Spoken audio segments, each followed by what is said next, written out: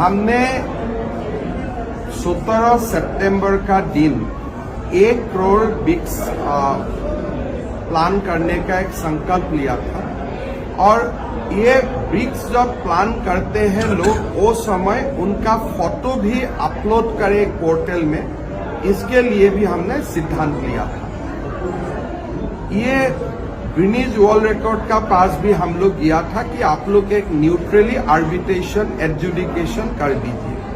आज Guinness world record ने ये मान लिया है कि 71 लाख लोगों ने ये ट्री प्लान किया था 17 सितंबर का दिन और total 1 crore 11 lakh tree plan हुआ था। साथ साथ में वही प्रकरण में हम लोगों ने 9 अन्य वर्ल्ड रिकॉर्ड भी ट्री प्लांटेशन का और पहलू में हमने स्थापन करने में सक्षम हुआ।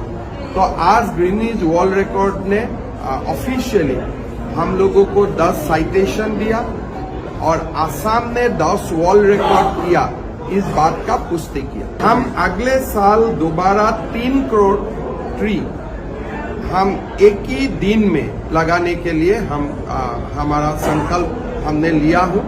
तो देखता हूँ कितना हम लोग कर सकता हूँ। ये जो 1 करोड़ 11 लाख ट्री प्लान हुआ है, एक ही दिन में प्लान हुआ है।